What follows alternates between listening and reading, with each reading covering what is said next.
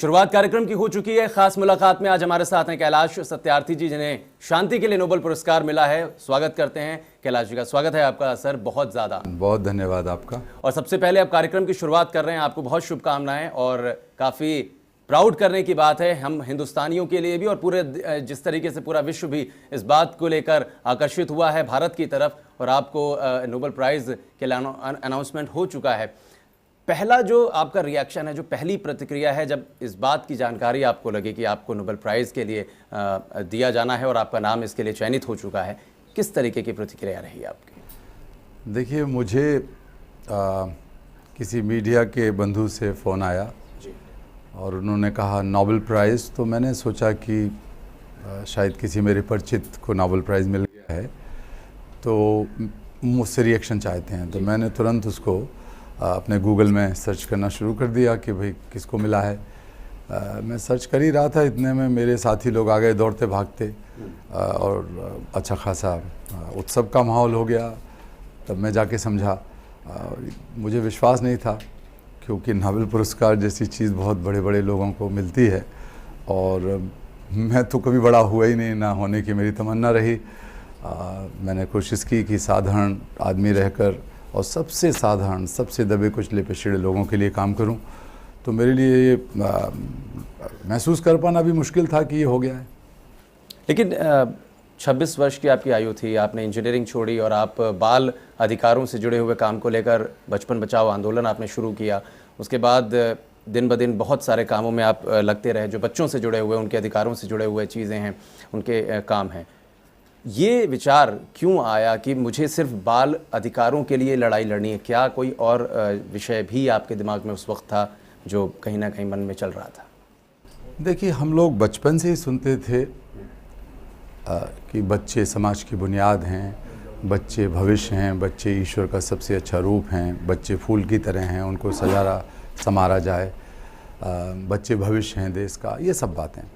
लेकिन मैंने देखा कि बच्चे स्कूल में ना होकर जूता पॉलिश कर रहे हैं, ठेले धकेल रहे हैं, चाय की दुकानों पे मजदूरी कर रहे हैं, तो मुझे लगा कहीं ना कहीं कुछ विसंगति है, कहीं ना कहीं गड़बड़ है।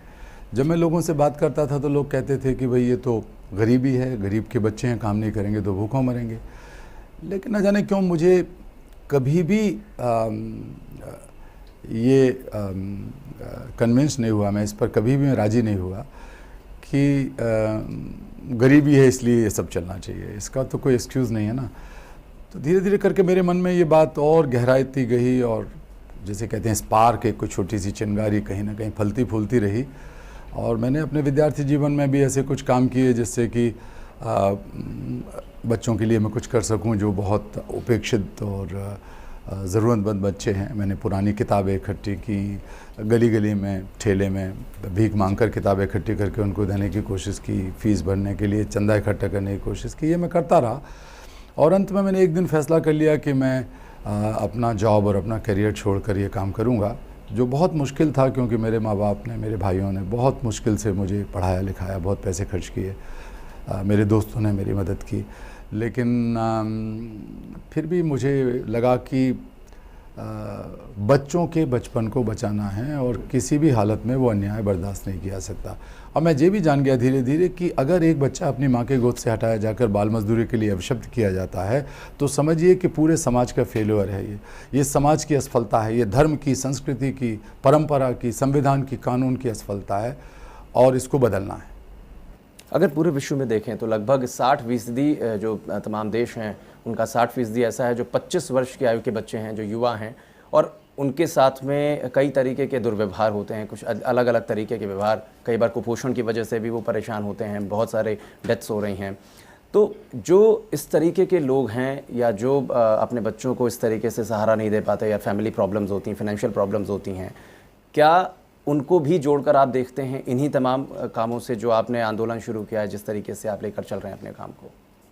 देखिए, जब हम कहते हैं बचपन, तो बचपन हर तरह का बचपन है। जिनका बचपन सबसे ज़्यादा छीना जा रहा है, निश्चित तौर पर वो हमारे काम की प्राथमिकता में रहेंगे। लेकिन हर तरह के बच्चे जिनका बचपन छीना जा रहा है, चाहे वो अमीरों के घरों में भी क्यों ना हो, मध्यवर्गीय समाज के घरों में भी क्यों ना हो, अगर उनका बचपन छिन रहा है, माँ बाप अपना मौज मस्ती में लगे हैं और बच्चे को घर में बंद करके और उससे बात करने तक की उन्हें फुर्सत नहीं है, उसके साथ दोस्ती का कोई रिश्ता नहीं बना पा रहा है, तो उनका बचपन भी हमें बचाना है। लेकिन प्राथमिकता होती है और लेकिन हमारे विज़न में, हमारी सोच में सारे बच्चे हैं जिनका किसी भी रूप में बचपन छीना जा रहा है। शिवकाशी की बात करें, दिल्ली की बात करें, कपड़ा फैक्ट्री जहाँ पर आपकी कुछ, जब आप बच्चों को रेस्क्यू करने गए वहाँ पर कुछ बहस भी हुई, कुछ अटैक भी आप पे हुए। 2004 की बात करें, जब सर्कस में आपने बच्चों को रेस्क्यू किया, वहाँ से आपको दिक्कतें हुई। ये जो पूरा एक माहौल बनता है, और साथ ही साथ भोपाल त्रासदी की बात, जिन बच्चों के लिए आपने बहुत कुछ किया और कहीं ना कहीं वो इस बात को महसूस भी करते होंगे, वो जो परेशानियाँ होती हैं अपने इस काम को आगे बढ़ाने में, रेस्क्यू करते हैं बच्चों में, दिक्कतें आती हैं, फिर उनको आप कहीं ना कहीं रिहेबिलिटेट करते हैं, उन्हें पढ़ाते लिखाते हैं, ये जो दिक्कतें आती हैं उसको किस तरीके से सॉर्ट ऑफ करते हैं आप लोग? भाई दिक्कत ही तो आपको अवसर देती है, आपको चुनौती में से ही तो रास्ता निकालना होता है। मैं हमेशा मानता हूँ कि समस्या के गर्भ में ही समाधान छुपा हुआ है। समस्या नहीं होगी तो समाधान क्या, संघर्ष नहीं होगा तो फिर मज़ा क्या है। तो कई बार तो ऐसा लगता है कि मेरे दोस्त, मेरे परिवार के लोग कहते थे कि यार तुम तो समस्याओं को आमंत्रित कर रहे हो, चुनौतियों को, खतरों को आमंत्रित कर रहे हो। लेकिन हमको लगता था कि जो चुनौतियां और खतरे हम आमंत्रित कर रहे हैं वही तो आगे रास्ता बनाएंगे, और धीरे धीरे हुआ है। बिल्कुल। ये जो विचार आपका आया, कहीं ना कहीं आज ये विचार इस तरीके से बाहर निकल कर आ रहा है और पूरे विश्व में कहीं ना कहीं अब ज़रूरत महसूस की जा रही कि बाल अधिकारों से या उनके सुधार के लिए हमें काम करना चाहिए। कितना साथ मिलता है सरकार का? सरकार अगर असल में एक तो मैं ये बता दूं कि सरकारी काम नहीं है अकेला, ये कानून का मामला है, पुनर्वास का मामला है, बच्चों पे खर्च करने, अगर देखें तो ऑर्डर से भी जुड़ता है। ये तो नहीं, निश्चित तौर पे मैं कहता हूँ ये एक बहुत व्यापक है, समाज से जुड़ा है, कॉर्पोरेट जगत से जुड़ा है, धार्मिक जगत से जुड़ा है, सरकार से भी जुड़ा है। कानून की पालना सरकार की प्राथमिक जिम्मेवारी है, इसलिए हम सरकार से लड़ते भी हैं, सरकार के साथ दोस्ती भी करते हैं, सब तरह का रहता है।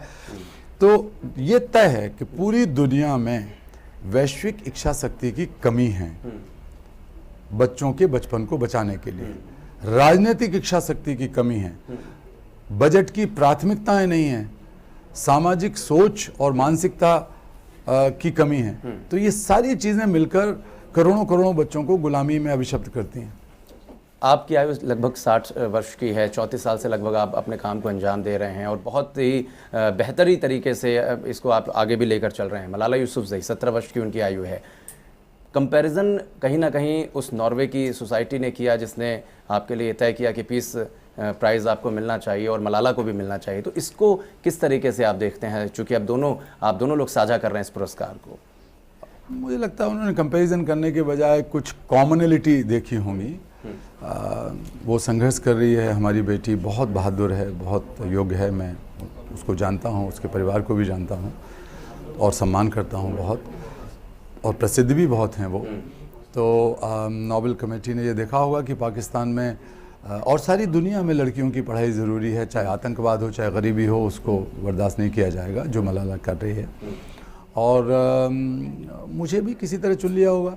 कई बार मैं सोचता हूँ, मुझे लोग बताते हैं कि 350 बड़े बड़े नाम थे इस साल। इस बार वैसे कहा जा रहा है कि सबसे ज़्यादा जो नॉमिनेशंस थे वो इस बार ही थे। हाँ, वही मुझे बताया किसी ने कि 350 बहुत महान लोगों के नाम थे, जाने पहचाने लोगों के नाम थे।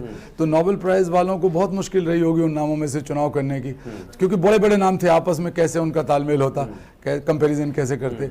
तो उन्होंने देखा यार अचानक कैलाश सत्यार्थी नाम आ गया जो कहीं नाम ही नहीं है, बहुत साधारण आदमी है, कहीं छुपा हुआ, चलो इसको ही निकाल लो।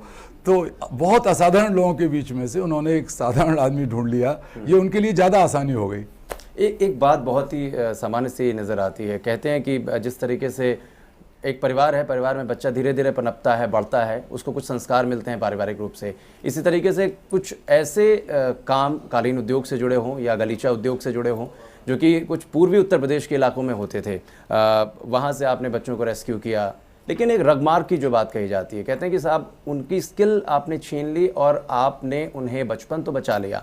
ये विरोध लोगों का आता है, अच्छे काम आप कर रहे हैं लेकिन विरोध भी आता है, इसको किस तरीके से लेते हैं? देखिए, ये बहुत बड़ी एक भ्रांति फैला के रखी गई है। जो बच्चे वहाँ पर काम कर रहे थे और अब भी कर रहे हैं, थोड़े बहुत बच्चे, पहले तो लाखों की संख्या में कर रहे थे, वो लगभग सब बच्चे दूसरे राज्यों से चुरा के, बहला के, फुसला के, ट्रैफिकिंग करके, दुर्व्यापार के जरिए लाके बंधुआ बना कर रखे गए थे। तो गुलामी की कीमत में आप स्किल दे रहे हो, और स्किल कैसी दे रहे हो कि 4-5 साल 10 साल काम करने के बाद वो बच्चे के फेफड़े खराब हो जाएं उनकी धूल सूंघते सूंघते, और इसके बाद वो सड़क पर आ जाए। ये सारा झूठ था। जो सबसे बढ़िया गलीचे बनते थे कश्मीर में और अब भी बनते हैं, जो सबसे बढ़िया गलीचे भदोई में बनते थे और अब भी बनते हैं, वो 50 साल से ऊपर के वयस्क लोग बनाते हैं। ये हमने साबित किया अपने अध्ययनों के आधार पर। स्किल के नाम पर बच्चों के बचपन को छीनना बहुत बड़ा धोखा है। ऐसे भी आरोप लगते रहे कि जो फंडिंग होती है, तमाम ऐसी यूरोपियन कंट्रीज़ हैं जहाँ से फंडिंग होती है, विदेशी फंडिंग, इसलिए कई बार संख्याएं बहुत ज़्यादा बताई जाती हैं और इस तरीके की भी बात होती है। क्या इसको लेकर के किस तरीके की प्रतिक्रिया रही है आपकी? मुझे पता नहीं है इसका संख्या और फंडिंग का क्या रिश्ता है, क्या नहीं है, क्योंकि कोई भी सामाजिक संगठन काम करता है तो 2 स्तरों पे, या तो बहुत छोटे छोटे प्रोजेक्ट बता के काम कर रहा है, बना के काम कर रहा है, और हमको उस पर कभी यकीन नहीं रहा। हम कहते हैं कि सामाजिक बुराई के खिलाफ जन आंदोलन चाहिए। इस क्राइम के खिलाफ आपको व्यापक कानूनी मदद चाहिए और कानून के माध्यम से लड़ाई चाहिए। तो जब आप बहुत सीमित दायरे में काम करते हैं तो आपको ये सारी चीज़ें नज़र आती हैं, लेकिन मेरे सामने कोई दायरा कभी सीमित नहीं रहा। दुनिया भर के, मैं भारत अकेले में काम नहीं करता, मैं 144 देशों में काम करता हूं, और उन देशों में प्रत्येक बच्चा मेरे बेटे की तरह, मेरी बेटी की तरह, अगर उसका बचपन छीना जा रहा है, अगर किसी वेश्यालय में कोई लड़की, कोई बेटी, कोई बहन चीख रही, तो मुझे लगता है मेरी बेटी रो रही है और मुझे उसे बचाना है। मेरे सामने बिल्कुल अलग मिशन रहा। मेरे सामने ये नहीं रहा कि क्या प्रोजेक्ट है, क्या पैसा है, पैसा आएगा नहीं आएगा। तो लगातार कैलाश जी से बात चल रही है, लेकिन कैलाश जी एक बात आपसे जानना चाहेंगे, सामान्य कैलाश सत्यार्थी जो है वो नोबेल प्राइज विजेता कैलाश सत्यार्थी से किस तरीके से अलग है, या किस तरीके का सोचता है उसके बारे में? अरे भाई, मैं जैसे आज सुबह घर से आया, बस भीड़ भाड़ थी, सब दोस्त मित्र सब थे, तो मैं अपना जो रोज कुर्ता पहन के आता हूँ चला आ रहा था। मेरी बेटी ने डांट के मुझसे कहा, पापा ये कुर्ता नहीं चलेगा, प्रेस करा कुर्ता पहनो। मुझे कुर्ता बदल के आना पड़ा। मेरी पत्नी ने भी मुझे डांटा कि चाय मत पियो आज। तो ये थोड़ा सा बदल गया। पहले मैं उनसे थोड़ा झगड़ा कर लेता, अब मैं चूंकि शांति ढंग से रहता हूँ, तो मैंने कहा, हे देवी, मैं आपके कहने से चाय नहीं पी रहा। बेटी को मैंने कहा, हाँ बेटी रानी, आप कहती हो तो पुराना कुर्ता बदल के मैं नया पहन लेता हूँ। यही फ़र्क है। फिलहाल बहुत शुक्रिया आपका कि आपने इतनी बातचीत की, और बहुत शुभकामनाएं भी कि नोबेल प्राइज़ आपको मिला है और भारत और आगे तरक्की करे, कुछ इसी तरीके की उपलब्धियां भारत को और हासिल हों। लेकिन खास मुलाकात में आज के लिए फिलहाल के लिए बस।